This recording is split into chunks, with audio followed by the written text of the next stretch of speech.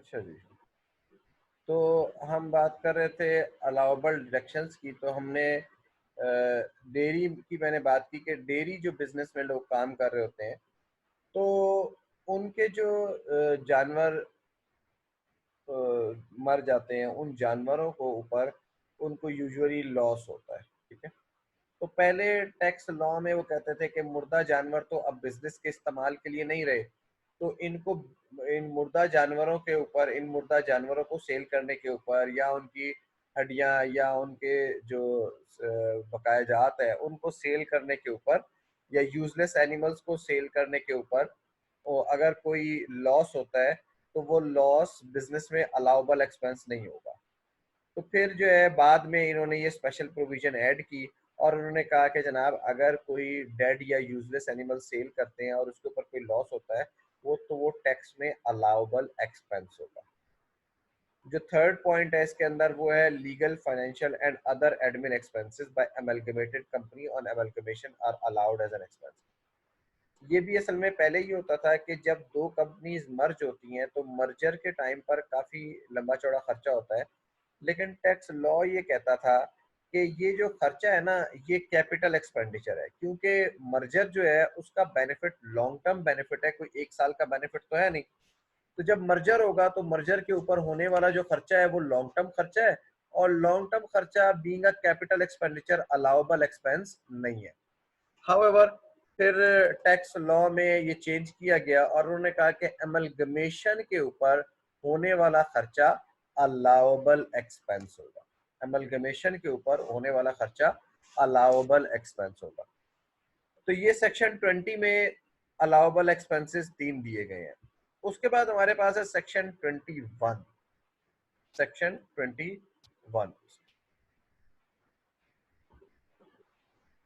Section 21 में एक list दी गई है उन एक्सपेंसेस की जो कि डिसअलाउड एक्सपेंसेस है। ऐसे एक्सपेंसेस जिनको लॉ अलाउ नहीं करता, यानी वो अकाउंटिंग प्रॉफिट में तो शामिल होंगे, लेकिन टैक्स प्रॉफिट में यानी टैक्सेबल इनकम कैलकुलेट करते हुए हम कहेंगे कि ये डिसअलाउड एक्सपेंसेस है। जैसे अभी मैंने आपको बताया कि अकाउंटिंग डेप्रिसिएशन एक डिसअलाउड एक्सपेंस है। यहाँ पर वो पूरी लिस्ट दी गई है और ये लिस्ट आपको याद करनी है, क्योंकि इनकम फ्रॉम बिजनेस का सवाल इसी लिस्ट के ऊपर बेस करता है। जिसको ये लिस्ट याद होगी वो इनकम फ्रॉम बिजनेस का सवाल सॉल्व कर पाएगा, जिसको ये याद नहीं होगी वो इनकम फ्रॉम बिजनेस का सवाल सॉल्व नहीं कर सकेगा। तो इस लिस्ट में कौन कौन से आइटम्स हैं? सबसे पहले कहता है सेस, रेट और टैक्स पेड और payable which are levied on the profits of business. ऐसा कोई भी गवर्नमेंट का टैक्स जो कि as a percentage of profit calculate होता हो, जैसे इनकम टैक्स इटसेल्फ है, ये as a percentage of profit calculate होता है, तो ये अलाउबल एक्सपेंस नहीं है। ऐसा कोई भी टैक्स जो as a percentage of profit calculate होता हो वो अलाउबल एक्सपेंस नहीं है। हाउएवर इसमें दो एक्सेप्शंस हैं, एक WWF और एक WPPF। WWF कहलाते हैं वर्कर्स वेलफेयर फंड, WWF कहलाता है वर्कर्स वेलफेयर फंड, और ये कैलकुलेट होता है 2% ऑफ प्रॉफिट के ऊपर।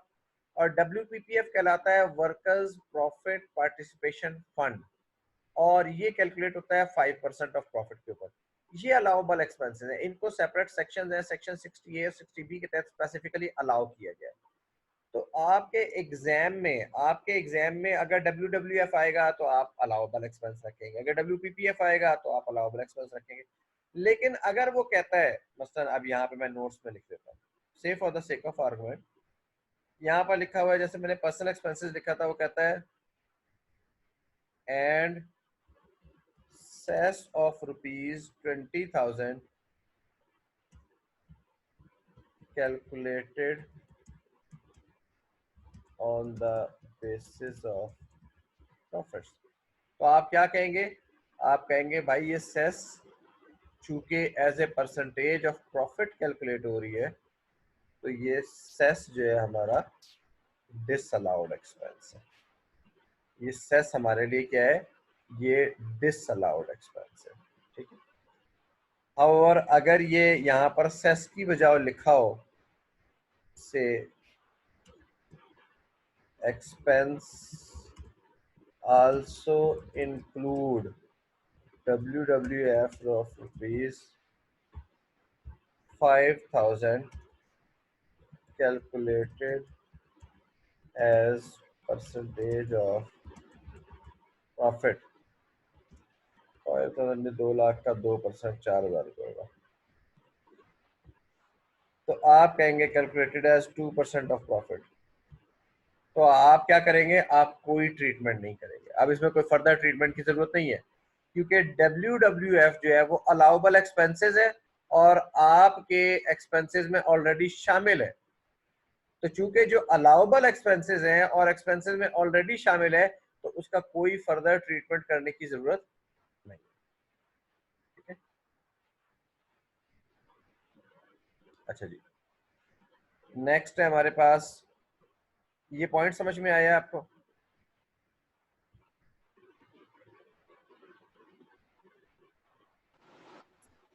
जी सरोज, क्वेश्चन पूछे। सर इसमें बेसिकली बस ये है कि WWF और WPPF वाला जो प्रॉफिट होगा वो अलाउ होगा, बाकी सब नहीं होगा।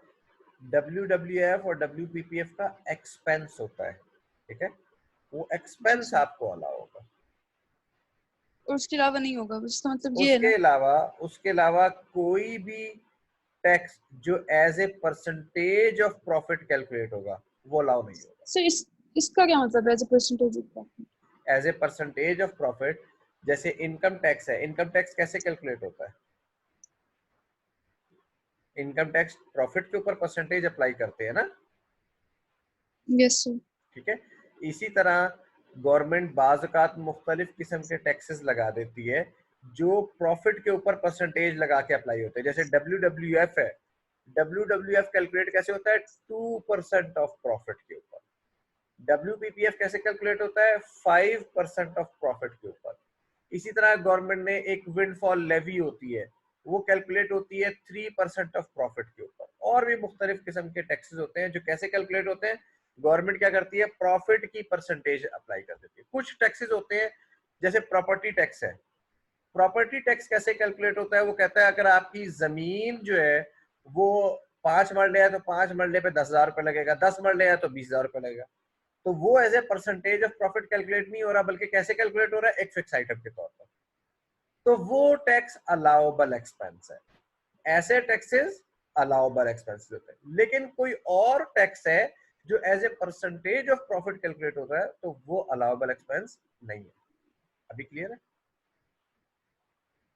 ठीक है सर, सही सर।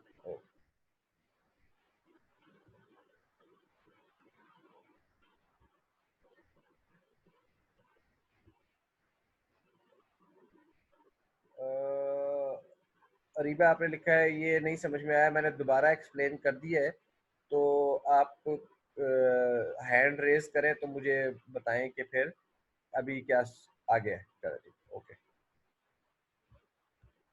अच्छा जी, नेक्स्ट पॉइंट है tax deducted at source is not an expense but an asset. ठीक है, टैक्स डिडक्टेड एट सोर्स क्या होता है? देखिए, जब मैंने आपको सैलरी इनकम पढ़ाई थी और हमने वहां पर टैक्स लायबिलिटी कैलकुलेट की, तो मैंने आपको बताया कि जी फर्ज किया आपका जैसे मोबाइल फोन है, आपके पास टेस्ट में जो क्वेश्चन आया था उसमें भी ये जिक्र किया हुआ था कि अगर कोई टैक्स आपने एट सोर्स पे कर दिया, अगर आपने कोई टैक्स एट सोर्स पे कर दिया, आपसे एट सोर्स कलेक्ट हो गया, जैसे मोबाइल फोन में बैलेंस डलवाते हैं 100 रुपए का, तो 100 रुपए में से कुछ गवर्नमेंट इनकम टैक्स भी और सेल्स टैक्स भी आपसे ऑलरेडी कलेक्ट कर लेते हैं। जो इनकम टैक्स गवर्नमेंट कलेक्ट करती है वो क्या करते हैं, हम उसको टैक्स क्रेडिट लेते हैं। हम उसका क्या करते हैं, हम उसको टैक्स क्रेडिट लेते हैं और आपकी टैक्स लायबिलिटी में से उसको माइनस करते हैं। जो गवर्नमेंट आपसे टैक्स डिडक्टेड एट सोर्स होता है, गवर्नमेंट क्या करती है, आपको वो अलाउ करती है as a tax credit allow करती है, तो टैक्स लायबिलिटी में से माइनस करते हैं। तो जो चीज हमने टैक्स लायबिलिटी में से माइनस करनी है, तो फिर उसे हम एज एन एक्सपेंस तो क्लेम नहीं कर सकते, उसे इनकम में से माइनस नहीं करना होता। तो फिर अब उसकी एग्जांपल देखें। इसी एग्जांपल में फर्ज किया, यहाँ पर लिखा हुआ है expenses include accounting depreciation of 50,000 and tax deducted at source of rupees 20,000। तो आप क्या करेंगे, आप कहेंगे भाई टैक्स डिडक्टेड एट सोर्स मेरा एक्सपेंस नहीं है। टैक्स डिडक्टेड एट सोर्स को आप यहाँ पे एज एन एक्सपेंस डिसअलाउ कर देंगे, लेकिन साथ इसका एक दूसरा ट्रीटमेंट होगा। वो दूसरा ट्रीटमेंट क्या होगा, वो दूसरा ट्रीटमेंट ये होगा कि जहां पे आपने टैक्स लायबिलिटी कैलकुलेट किया 30,000, इस टैक्स लायबिलिटी में से लेस करेंगे, या बल्कि इसको टोटल टैक्स लायबिलिटी में से बेशक लेस करना है। टोटल टैक्स आपने कैलकुलेट किया 16,000, तो उसमें से लेस करेंगे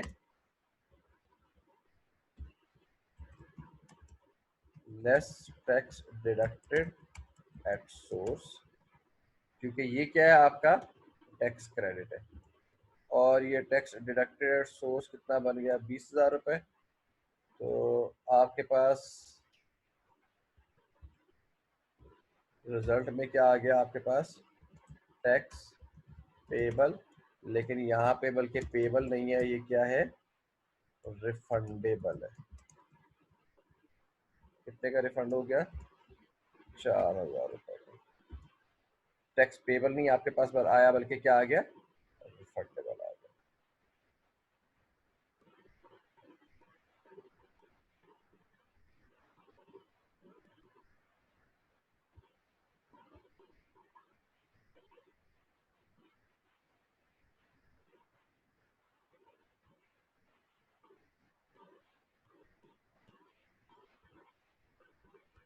ये पॉइंट सबको समझ में आया है, टैक्स डिडक्टेड एट सोर्स वाला। इसके दो ट्रीटमेंट हैं, एक तो एक्सपेंस में आपने डिसअलाउ करना है, और फिर टैक्स लायबिलिटी में से आपने इसको एज ए क्रेडिट भी क्लेम करना है। ये पॉइंट सबको क्लियर है, कुछ सवाल है किसी का इसके ऊपर?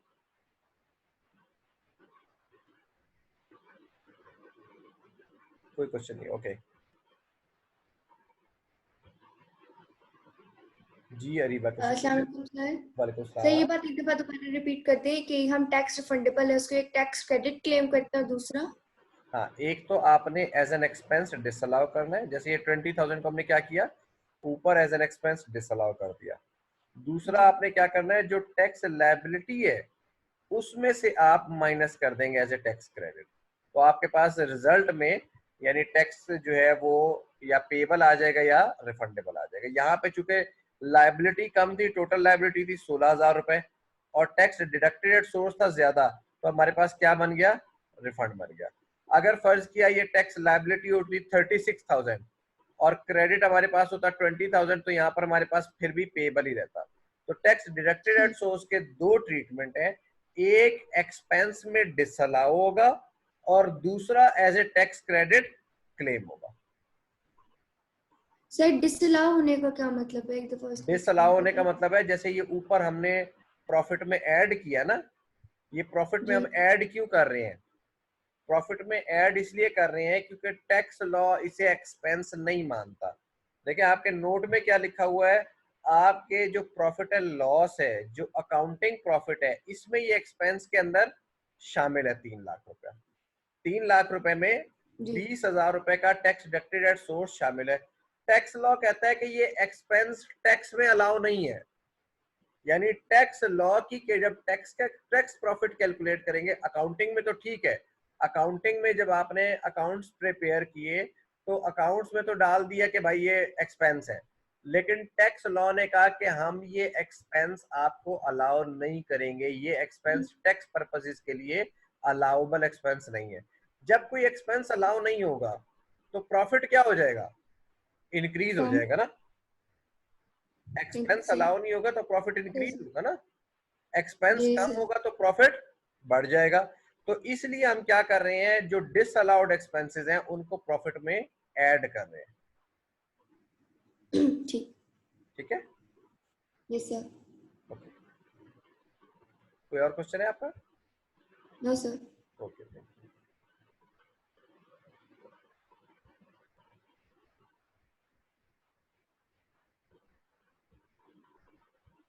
अच्छा जी, तो अभी हमने दो एक्सपेंसेस डिस्कस किए, एक सेस रेट और टैक्स, और दूसरा टैक्स डिडक्टेड एट सोर्स, जो कि अलाउबल एक्सपेंस नहीं है।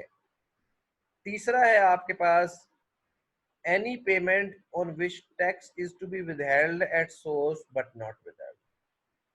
देखिए जो प्रॉफिट एंड लॉस में एक्सपेंसेस होते हैं, जैसे अब यहाँ पर ये 3 लाख रुपए का एक्सपेंस है, ठीक है, इस 3 लाख रुपए के एक्सपेंसेस के ऊपर बाज़ औक़ात लॉ कहता है कि जब आप पेमेंट करनी है ना तो आपने टैक्स भी काटना है, ठीक। तो अगर आपने टैक्स नहीं काटा तो आपको एक्सपेंस वो लॉ अलाउ नहीं करेगा। तो यहाँ पर अब उसमें एग्जाम में किस तरह से आएगा, एग्जाम में लिखा होगा expenses include accounting depreciation of rupees 50,000 and say rent of rupees 20,000, ठीक है। फिर साथ वो लिख देगा on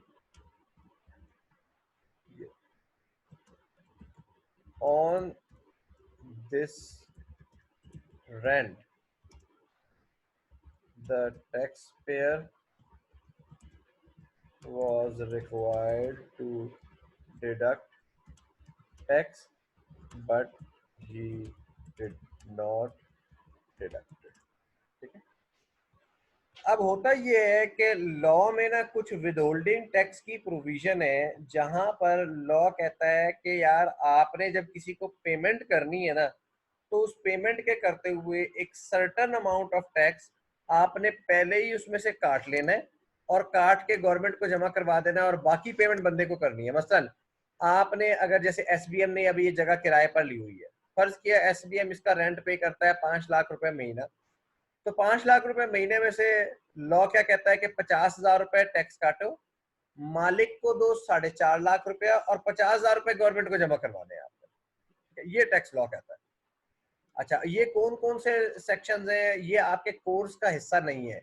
बहुत सारी चीजों के ऊपर लॉ ये रिक्वायर करता है लेकिन ये आपके कोर्स का हिस्सा नहीं है। तो आपने सिंपली क्या करना है, आपके पास एग्जाम में लिखा होगा जैसे ये मैंने नीचे लिखा है कि एक्सपेंस है, उसके ऊपर टैक्स काटना था और नहीं काटा, तो आप कहेंगे भाई टैक्स नहीं काटा तो क्या होगा, ये एक्सपेंस डिसअलाउ हो जाएगा।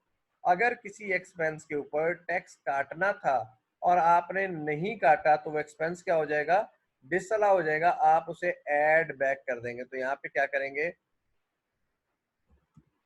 Rent as an expense disallow हो जाएगा। जी सरोज, क्वेश्चन पूछे। तो सर मतलब अगर हम 50,000 काट के देते हैं ओनर को तो फिर ओनर नहीं है फिर टैक्स देगा उसके ऊपर? वो अपने ऊपर जैसे वो उसको इसी तरह से टैक्स क्रेडिट क्लेम करेगा जैसे हमने क्लेम किया। अब ये हमारा भी तो टैक्स डिडक्टेड एट सोर्स था ना 20,000 का, तो हमने क्या किया, हमने उसको अपनी लायबिलिटी के अगेंस्ट टैक्स क्रेडिट क्लेम कर लिया। इसी तरह हम जब किसी को पेमेंट करते हैं और उसका टैक्स काटते हैं तो वो जब अपनी लायबिलिटी कैलकुलेट करेगा तो उसमें टैक्स क्रेडिट कैलकुलेट कर देगा। सर ये बात समझ नहीं आ रही। नहीं समझ में आ रही? देखें, नहीं सर, ये हमारा टैक्स डिडक्टेड एट सोर्स था ना, तो हमने इसे क्या किया था। सर मुझे ये बात समझ नहीं आ रही कि 20,000 रेंट जो हमने दे रहे हैं तो हम एज इट इज क्यों नहीं दे रहे, जो ओनर होगा वो क्यों नहीं मतलब वो गवर्नमेंट ने एक ड्यूटी लगाई है ना, ठीक है, गवर्नमेंट ने एक ड्यूटी लगाई पेयर की। गवर्नमेंट, क्योंकि गवर्नमेंट क्या करती है, देखें ये जो टैक्स है ना गवर्नमेंट को, अब पूरा साल गुजरने के बाद गवर्नमेंट ने अपने खर्चे कहाँ से मीट करने होते हैं, जो लोग टैक्स पे करते हैं उसी से खर्चे मीट करने होते हैं, ऐसे ही है, ठीक है। Yes sir. अच्छा, अब मैंने अपना टैक्स कब पे करना होता है, मैं तो अपना टैक्स पे करता हूँ जब पूरा साल गुजर जाएगा तो मैं अपना इनकम कैलकुलेट करूंगा और इनकम के ऊपर गवर्नमेंट को टैक्स पे कर दूंगा, ठीक है। लेकिन मैं टैक्स पे करूंगा साल गुजरने के बाद, तो गवर्नमेंट को तो ड्यूरिंग द ईयर भी तो पैसे चाहिए ना। तो गवर्नमेंट ने क्या किया, ड्यूरिंग द ईयर पैसे कलेक्ट करने का गवर्नमेंट ने तरीका ये निकाला कि जब जब किसी को पेमेंट हो उसी वक्त उसका टैक्स कलेक्ट हो जाए, ठीक है। तो अब जो रेंटल इनकम है उसी वक्त उसका टैक्स जो है ना वो गवर्नमेंट को चला जाता है।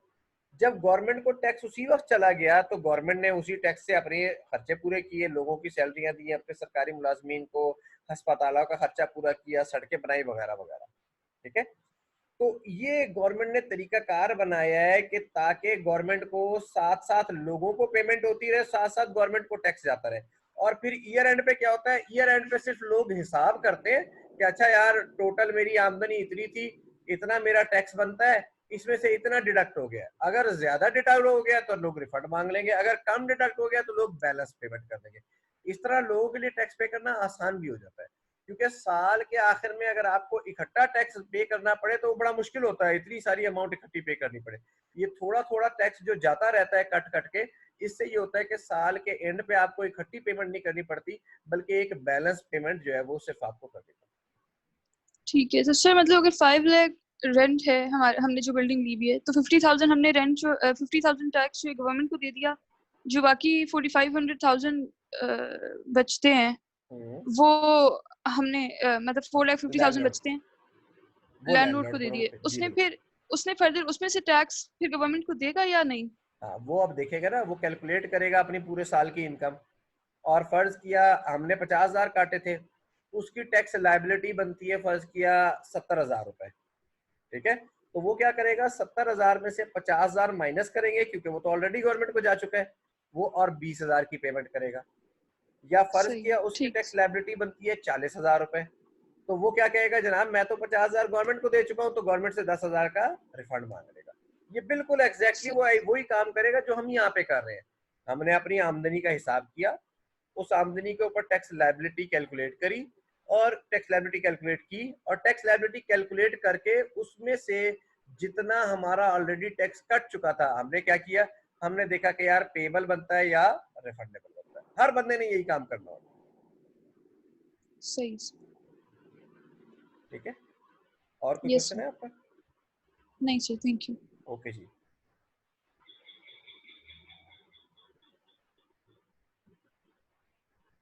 अच्छा, अब ये जो विदहोल्डिंग टैक्स वाली है, इसमें दो फर्दर और भी बातें हैं, लेकिन आज का टाइम हमारा ओवर हो गया, तो इंशाल्लाह ताला हम इसको कल डिस्कस करेंगे। और आपका फिलहाल कोई क्वेश्चन है तो पूछ लें।